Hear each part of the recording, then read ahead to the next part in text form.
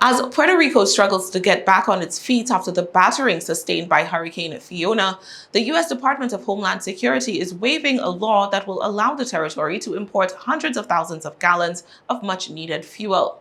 DHS on Wednesday approved a temporary targeted Jones Act waiver, which will allow 300,000 gallons of much-needed diesel into the territory.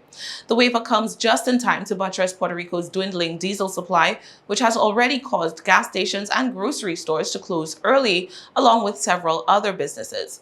Governor Pedro Pierluisi warned that the island of 3.2 million people was running dangerously low on fuel, and apart from its impact on businesses, the fuel shortage had also left residential complexes in the dark.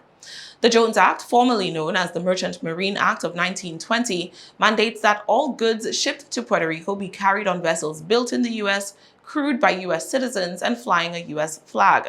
The waiver comes after calls from territorial leaders, including Governor Pierluisi, to temporarily suspend the requirements in order to allow a British petroleum ship, which had been waiting off the coast since Sunday, to dock and deliver its supply of diesel.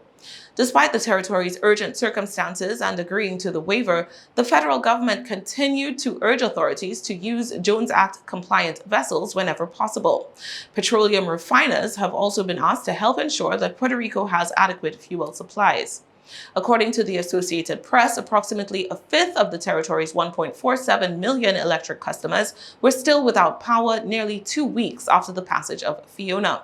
That number includes several hospitals which are still operating on generators.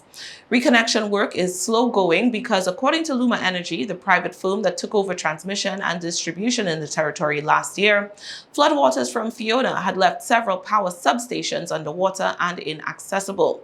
Luma said on Wednesday that it would take another week to reach 90% of customers in Puerto Rico's western and southern regions.